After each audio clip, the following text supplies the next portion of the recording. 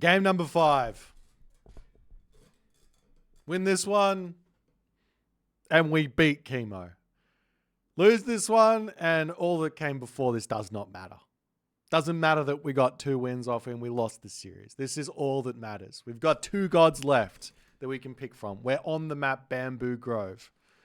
I don't get to pick anything. I don't get to choose. There's not 2 extra maps remaining. It's just Bamboo Grove. So, we have Set. We have Zeus. He has Shenong. He has Uranus.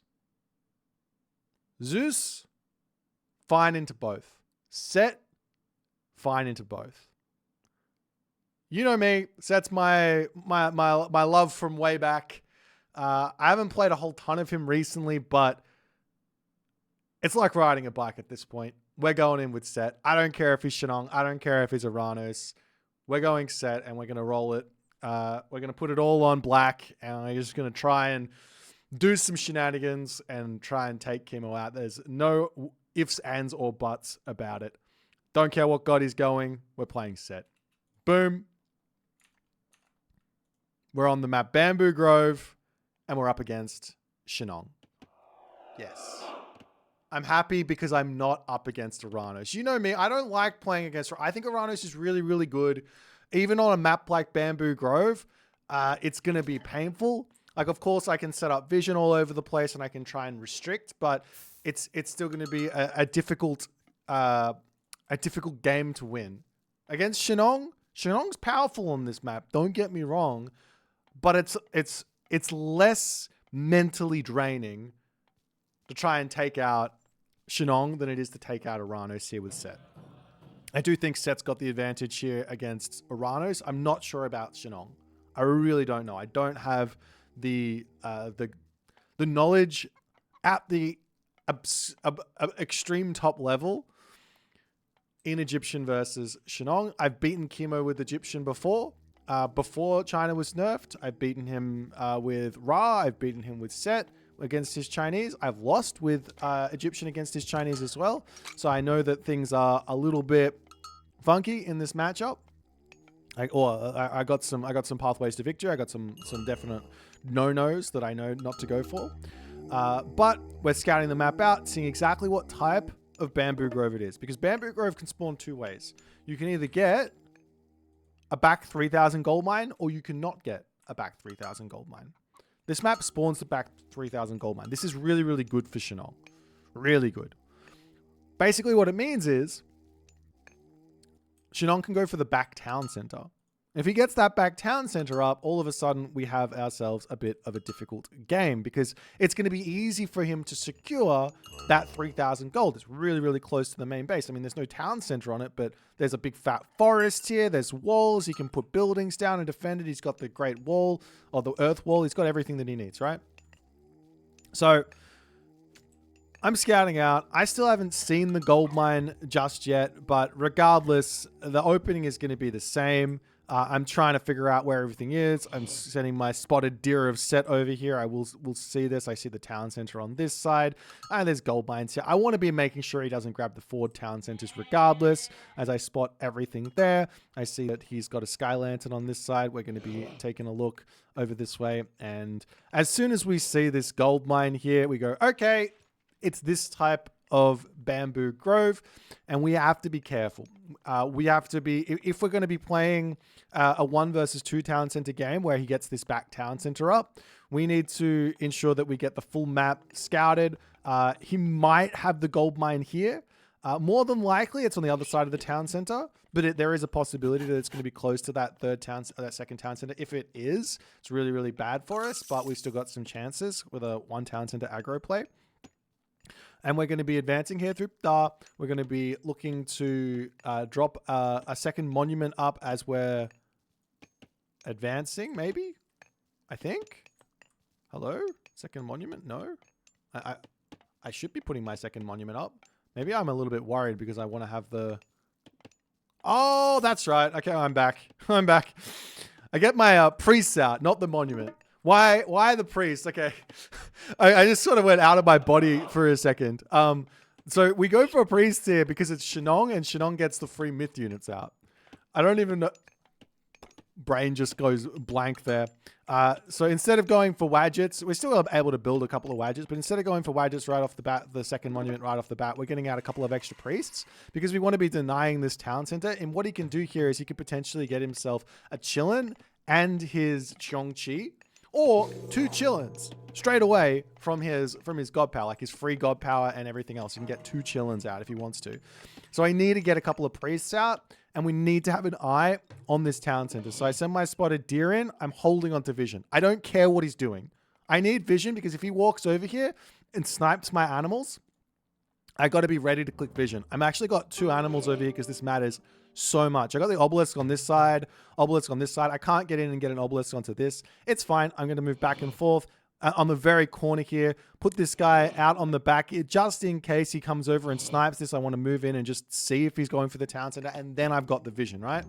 So now we've got our barracks up. I'm starting to make spearmen out, and we're just spamming these bad boys out. And at this point, I go, okay. I don't think he's going for a far second town center. He might be going for a we see the Cheongchi here. A little bit of micro on the Cheongchi is not going to be able to get any villages here. Just have to pull back. Almost lost one, but managed to snipe that one there without too many problems. So happy days. A couple of Wadgets out. He does spot me. He sees that I'm getting a barracks out, so he knows that he should be scared here of some sort of a shifting sands thing. And yeah, we're just going to be getting all of these balls in the middle of the map. There's actually a decent amount of hunt on this map, so set's actually pretty good here. There's boars, there's spotted deer, there's bears, so a decent amount of stuff. As Kimo pops forward with these pioneers, I'm going to try and just harass these. This could be a distraction, but we're going to be seeing everything anyways. If I can snipe a pioneer, happy days. If he's got other stuff here, I'll just run away. It's fine. It looks like I screwed up here. I tried to get in front. Snipe that. I see the military camp. What I probably should be doing here is just taking one, as he comes in with the Yatsa over here. I should just take one villager as he comes in, snipes my low HP villager. That was a mistake by me. I should have healed that bad boy back up. So good snipe from him early game. What I should be doing here is I should be getting one spearman and just running in and seeing what he's got here. Just one spearman is all I really need. To get some really big information. I don't want to use my vision. I'm saving that. That's important. I don't want to be caught out without vision and getting a town center. And there's the town center. Town center goes up. Pioneers snipe my dude. I see that, and we're running back. And we immediately grab to our base. We pull 2 villagers forward. Why 2 villagers? Well, we're about to see. Shenong has got a pretty sneaky little move that he can do. We drop the vision. We use the shifting sands onto this position here. He's got next to no units here. He drops his farms in. We're going to be taking his army out. The villagers come directly onto these farms. I steal 1. I delete. I steal 2. I delete. Both of the Quaofu are down. Town center is denied here, and it's big advantage for me now. As 1 HP, we kill that one off. We're going to take the settlement down. Not going to let him send more villagers over here. No chances there. And we're going to wander out. So a huge play there.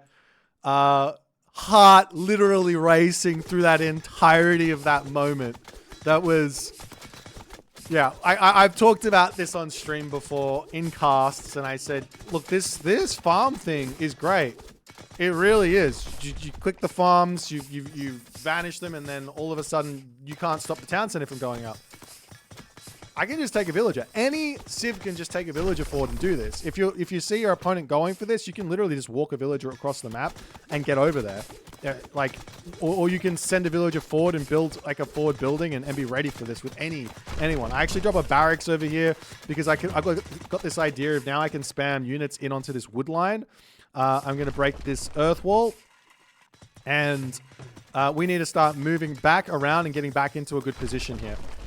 So finishing off the earth wall, everything's down. We need to move back around here and get up over into this middle position to be ready. I've got a couple of units here that I'm spamming out. But yeah, we need to be ready for another spot here. So the game's not over just yet. This is a big advantage for us though. And the units come over. He sends 3 Quaofu, 2 villagers. I'm like, okay, That's a lot of dudes. At least we got a couple of units here to get over here. The town center is 19 seconds from going up. So we got to get up there. We got to get some damage done. We send straight in onto this spot. A couple of spearmen to start harassing down the quail field. If we pick off a couple of quail field, it's huge. I send my slingers in to try and take out a pioneer. He gets a nice chillin' spawn from his unique bonus there.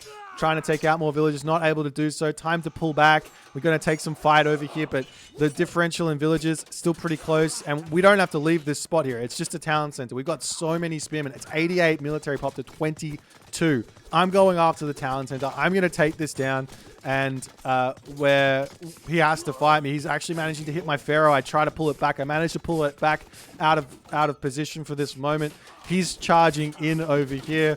We pull back. We're going to take the fight here. I don't mind taking a little bit of damage from this town center as we charge forward. And back onto the town center here to take this one out. There's still... How many villagers are in here? He's got 5 and 2 Quailfu.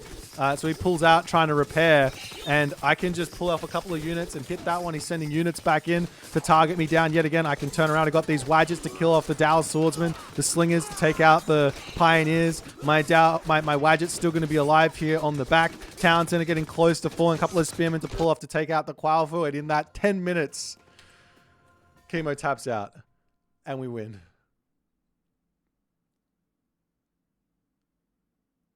Well, it's one way to finish off a series. Short game. Kimo went literally for the most greedy possible strategy he could do. He comes over. He tries to take the town center with a handful of units. He knows that I'm spamming units.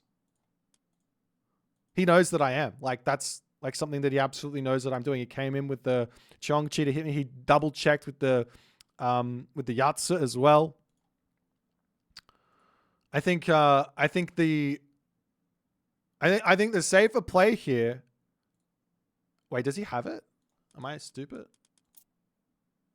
I'm stupid. He doesn't have chillin'. I said he has chillin'. I don't know why I said he has chillin'. I think the safer play here was to leave the Chongqi and Yatsu at home, get the double myth unit spawn, make a whole bunch of units, and then drop the town center, right? Like, maybe not even make units, just go for the naked town center and just with a bunch of units or something. And no, that probably wouldn't work either. I don't actually think you can grab a town center here. Because I would have 3 priests and a pharaoh. I'd bring those, and if he tries to get the town center up, it's not going up. So yeah, there's no angle for a town center. He has to play for heroic age off of one town center, or go for a village center here, which would have been fine. A village center here would have been actually a really good play for him, because you can drop it in the main base. He has this gold mine here, 3,000 gold, plenty. You can go to the heroic age and you can start making himself some of those heroic age units. But nonetheless, we get the dub against Kimo. I am very surprised I managed to beat him. I have utmost respect for Kimo. He's such a gamer. And you can see, like, in this series, the things that he does, especially in the Cronus versus Isis game. Like, the micro, it's on another level.